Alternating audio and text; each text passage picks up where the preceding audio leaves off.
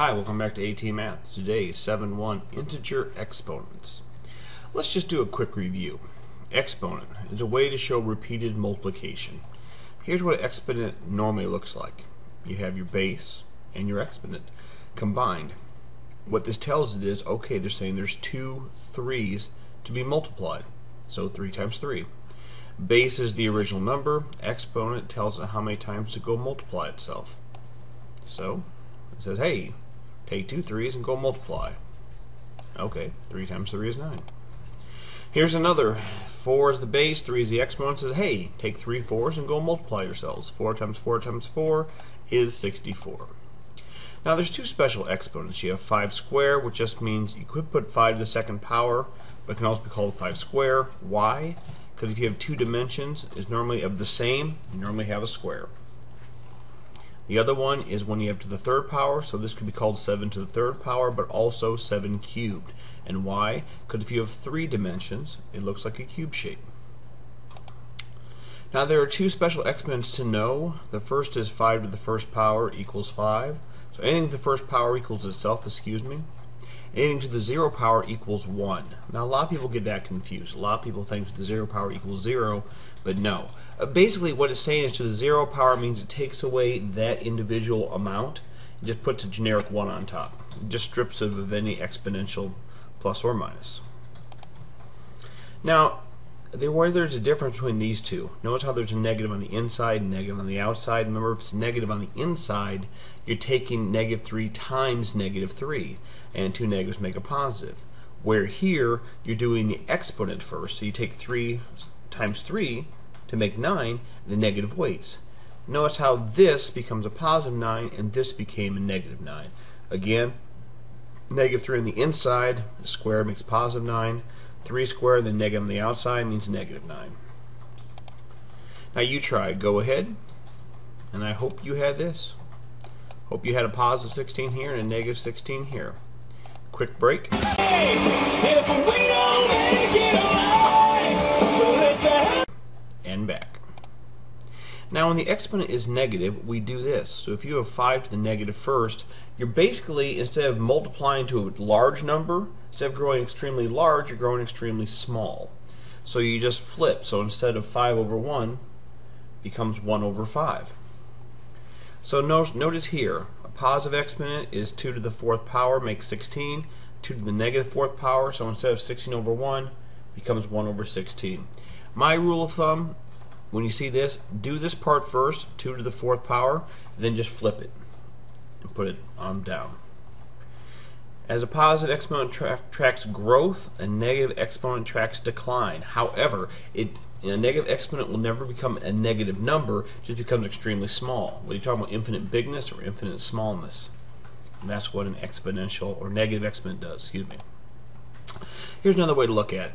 3 to the 4th power. All you can do is you're going to multiply 4 3's, but instead of top, you're going to put them on the bottom. Okay, but if you have this, well, you're going to put 2 3's on the bottom, but the negative still stays to the side. Two negatives don't make a positive here, because we're talking about a negative base versus a negative exponent. They don't factor in. But if you have this, you have -3 times -3 in the bottom, and the negative puts 1 on top, so this becomes 1/9. Now we're going to plug in an x. So take x to the negative first. Now let's say x is 4. Okay, that just becomes 4 to the negative first. Well, normally 4 to the first is 4, and the negative means instead of 4 over 1, 1 over 4. Quick break, and back. Now if we have this here, a squared times b squared times c squared, excuse me, a squared times b cubed times c squared. I know it doesn't say times, but that's basically what's happening here. So we want to make lanes. You want to go ahead and say, you know what, a squared is going to be here, b cubed is going to be here, c squared is going to be here. And from there, I'm just going to input the values for the different variables. So instead of a, I'll put a 3. Instead of b, I'll put a 4, and c, I'll put a 2. Again, I separate terms. It's going to make it so much easier for you. Get in the habit of doing it. So okay, a was 3, b was 4, c was 2. 3 squared is 9, 4 cubed is 64, 2 squared is 4, times them up, 2,304. Now take a look at this. Same idea. by a to the negative second. B cubed, c squared. Well, normally, a squared, well, see, 5 squared is 25, but the negative means 1 over 25, which you'll have down here. Also, b cubed is normally 3 cubed, that makes 27, and 1 squared is just 1. So I get 1 over 25 times 27 times 1. Really, these three go on the top, this goes on the bottom. I would accept 27 over 25. If you happen to have 1 and 2 25ths, that's certainly fine too. You try. Make lanes. Lanes like this. Go ahead. Do you get this? 2 to the negative second, 2 to the third, 4 squared. Makes 1/4 times 8 times 16, which makes 32. Quick break.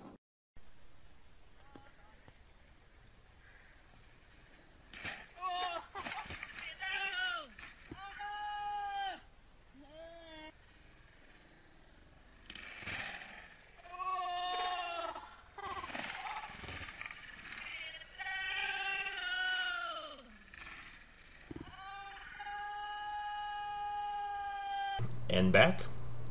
Now this is no different. If you have x squared equals x squared, well, alright. But x to the negative second equals 1 over x squared, because you're just taking x squared on top and moving it to the bottom. Pretty straightforward. So x to the negative fourth equals 1 over x to the fourth, because you're just flipping. And 8 to the a to the negative eighth gets flipped to 1 over a to the eighth. And therefore, a to the negative second and b to the third, c to the second power. Notice how there's no values here. There's no actual numbers to go in these, so these stay the same. The only thing is, because this is negative, this goes down. These two stay on top. Now, without knowing the variables, this is as far as I go. I got b cubed over c squared over a squared, and that's the end. Now you try it. Go ahead. Whoops, I guess I kind of gave that away a little bit. Well, let's see anyway. I got b11 on top, b to the 11th, but on the bottom I have a to the 7th c squared. Quick break.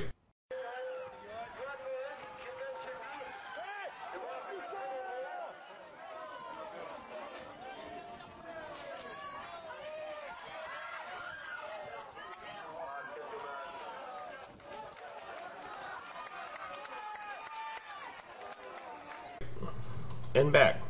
Now when we have this here, I'm telling you make 4 lanes. It's just easier. Make 4 lanes here. This one's going on the bottom. These 3 stay on top. Bam.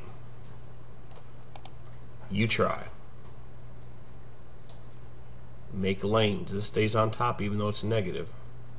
This stays, this goes. Like that.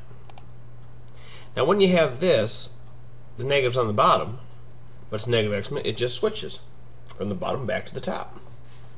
It's like a reverse card in Uno. Whichever direction you're going, it just flips it the other direction. So instead of being on the bottom, it's now on the top. Okay. So you try. Remember, negative exponent goes from the bottom to the top. Did you get this? That just makes d to the 5th. Other than my terrible handwriting, I hope you got the right answer. Now try this. Both are negative, so both flip. See that? You try. Go ahead. Did you get this? Hope you did. Now the coefficients in both. Again, I would suggest making lanes because the numbers aren't moving with the other stuff. I would definitely make a lane here like this because 3 and 6 ain't going nowhere. D and F are. D and F moved. And then I can divide both of these by 3 to get 1 over 2. So I could have 1 FD over 2D squared, or you could have F squared over 2D squared, or you could have half times F to the 5th over D squared, or whichever denomination you prefer. Go ahead. Hopefully you got this. 8 and 9 stay the same. S to the 5th moves. R squared moves. Now, take a look at this one. Lots happening here. 7 D squared stay the same. M to the 3rd, P to the 10th go down because they flip downwards. You try. Alright. I guess I showed you half of it down here. 9c to the 12th, t to the 4th stay on top, g to the 13th go to the bottom. And that's it, folks. Thanks again. Boy, we did that pretty quick. Talk to you tomorrow.